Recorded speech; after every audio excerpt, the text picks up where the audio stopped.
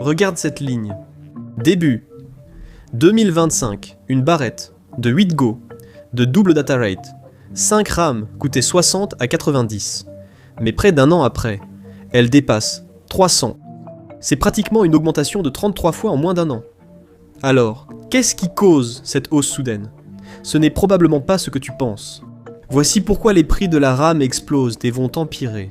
Les gamers et assembleurs de PC en subissent déjà les conséquences.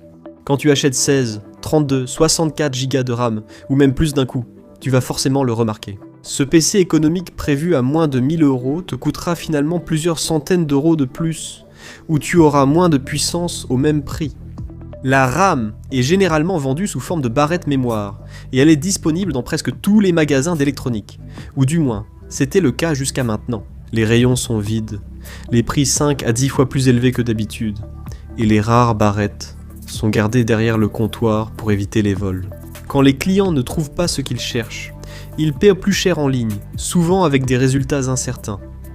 Voilà le premier point de pression. Tout le reste vient s'ajouter à cela. Le principal coupable, comme c'est le cas pour tout de nos jours, c'est l'intelligence artificielle. L'arrivée de ChatGPT en 2022 a paru miraculeuse. Un site répondait à toutes vos demandes en quelques mots. Recette de poulet frit.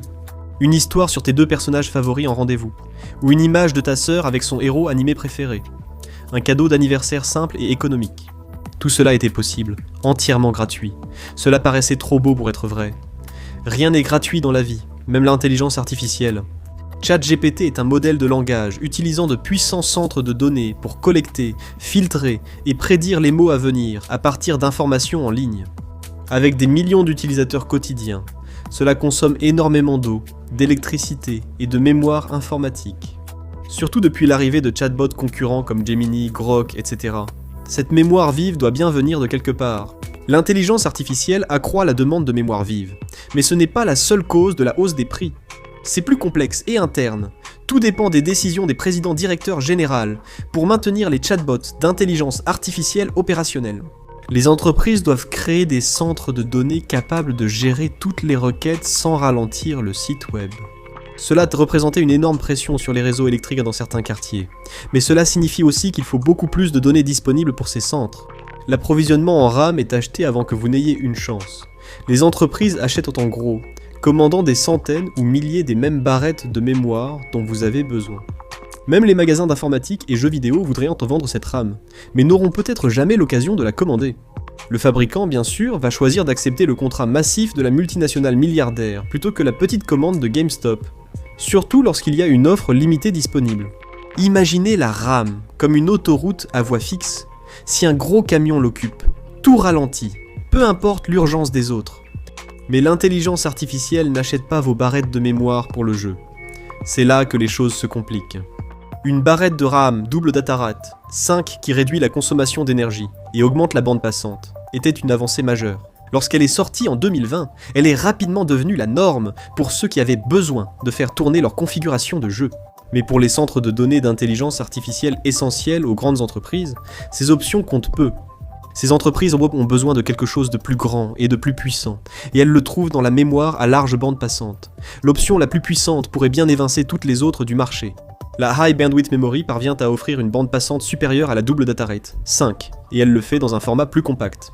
Elle superpose des circuits de mémoire vive dynamique sur une puce, connectable directement au contrôleur mémoire d'un ordinateur. Cela la rend très utile pour un ordinateur puissant, comme celui relié à un grand centre de données.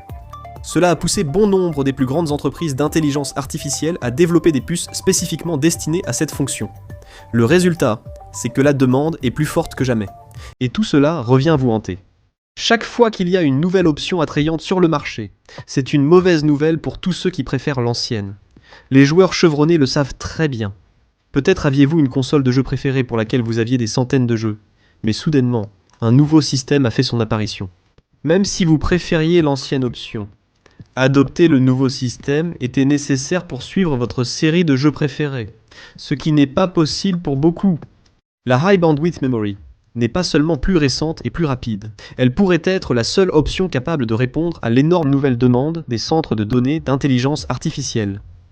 La High Bandwidth Memory est largement rentable. Les plus grandes entreprises veulent non seulement tout acheter, mais aussi l'obtenir plus vite et plus puissant, et sont prêtes à payer cher.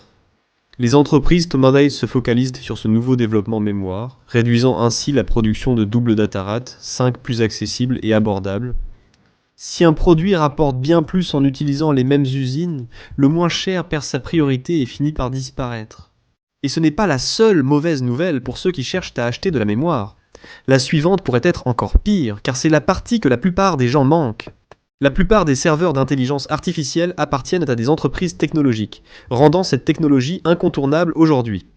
Vous pouvez vous connecter à un site de santé et être accueilli par un chatbot sophistiqué qui vous guide lors de votre rendez-vous. Beaucoup de bureaux se servent de l'intelligence artificielle pour trier de nombreuses candidatures et envoyer des lettres de refus automatiquement. Toutes ces fonctions utilisent des grands modèles de langage, ou grands modèles de langage pour alimenter le service, généralement à une échelle plus réduite, mais parfois en combinaison avec les grands services. Tous ont des besoins en données, ce qui explique en grande partie l'explosion des prix de la mémoire. Les serveurs d'intelligence artificielle n'utilisent plus uniquement la High Bandwidth Memory, même s'ils le souhaiteraient. La demande pour la High Bandwidth Memory a tellement augmenté que seules les plus grandes entreprises peuvent souvent s'en procurer. Cela signifie que beaucoup de petits serveurs d'intelligence artificielle doivent se contenter de ce qu'ils peuvent obtenir. Et ce sont les barrettes de mémoire double data rate, 5, sur lesquelles la personne moyenne compte pour son ordinateur à la maison. Cette demande ne cesse d'augmenter à mesure que la pénurie massive de mémoire se propage sur le marché. Les clients se contentent de ce qu'ils trouvent, jusqu'à ce qu'il ne reste rien pour les petits acteurs. L'avalanche débute lorsque la demande des entreprises envahit l'offre pour les consommateurs. Les petits acteurs doivent se battre entre eux. Cela devient un cercle vicieux. Les puces, High Bandwidth Memory, vont aux plus gros acheteurs, les grandes entreprises qui construisent des fermes de données, ce qui laisse les acheteurs plus modestes, mais toujours importants, se battre pour les restes. Ensuite, ils achètent dans ce stock destiné aux magasins de jeux vidéo et d'informatique. Cela laisse des rayons vides, obligeant les acheteurs à se tourner vers l'occasion en ligne, souvent de qualité médiocre ou à des prix élevés. Cela ressemble à de l'exploitation des prix, mais ceux qui en ont besoin pour leur entreprise ont peu d'options. Ne peuvent-ils pas en produire davantage ? C'est la prochaine vérité dérangeante sur la raison pour laquelle les prix de la RAM augmentent, et sur la fragilité du système lui-même. La RAM est l'un des composants les plus importants dans le monde de l'informatique. Cela rend d'autant plus choquant qu'il n'y ait que 3 grandes entreprises qui en produisent.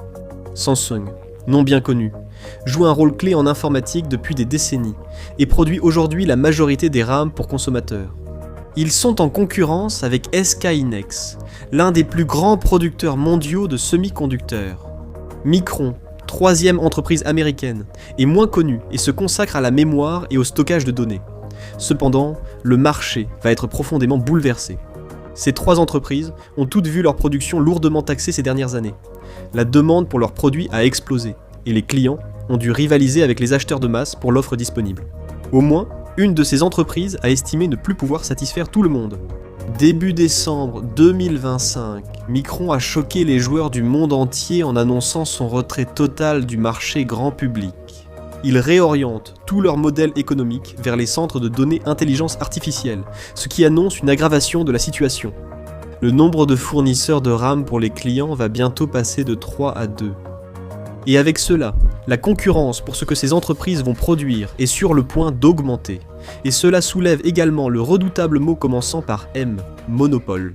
L'une des raisons pour lesquelles le gouvernement essaie d'empêcher les monopoles, c'est que sans concurrence, les entreprises peuvent augmenter les prix pour soutirer le moindre centime aux clients. Mais que se passe-t-il lorsqu'un monopole se forme accidentellement ? Le gouvernement ne peut forcer les entreprises technologiques à vendre aux clients, surtout si un nouveau maître plus lucratif se présente. Quand seules quelques vannes régulent le flux, un léger ajustement augmente les prix partout en aval. Un autre facteur fait que, même si la situation est déjà mauvaise, elle pourrait empirer. Ce n'est pas la cause de l'explosion des prix, mais cela explique pourquoi ils pourraient ne jamais vraiment baisser. Une pénurie de RAM est en cours, possiblement causée par une autre pénurie, ce qui pourrait devenir une bombe à retardement. La RAM repose totalement sur l'un des outils les plus puissants et polyvalents de l'informatique, le semi-conducteur. Ces circuits intégrés, ou microprocesseurs, sont au cœur de presque tous les produits qu'au numérique, y compris les barrettes de mémoire et autres sources de RAM. Cela crée un goulot d'étranglement si la production est en retard, et cela pourrait empirer. Ces semi-conducteurs étant produits en peu d'endroits, un pays en est la colonne vertébrale mondiale, si on le considère comme tel. Taïwan est devenu un paradis technologique, malgré le fait que son indépendance soit toujours vivement contestée par la Chine. Aujourd'hui, cette petite nation insulaire produit plus de 60% des semi-conducteurs mondiaux, et elle est essentielle pour approvisionner des entreprises comme Apple et les géants de l'intelligence artificielle comme Nvidia. Mais cela pourrait changer très rapidement. Si la Chine envahit Taïwan, l'approvisionnement mondial de ce composant vital serait menacé, avec de nombreux risques. La Chine, sans aucun doute, espère s'emparer des installations de production et prendre le contrôle de la chaîne d'approvisionnement. Il n'est pas certain qu'une telle invasion soit susceptible de se produire dans un avenir proche.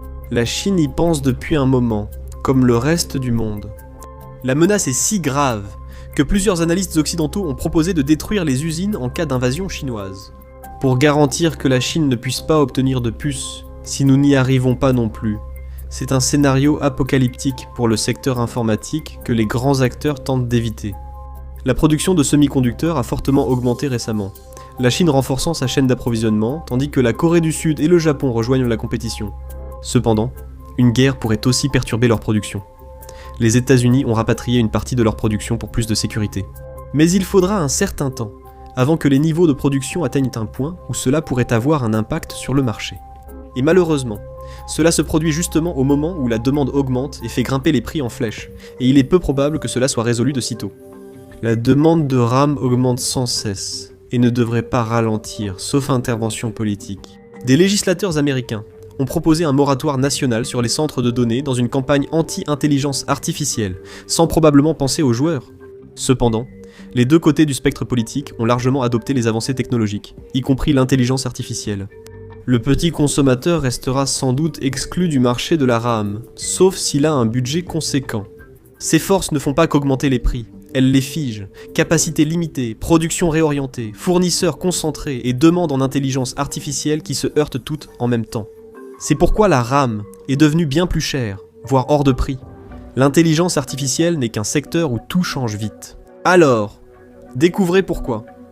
2026 sera la pire année jamais vue selon les sombres prévisions, ou regardez plutôt cette vidéo.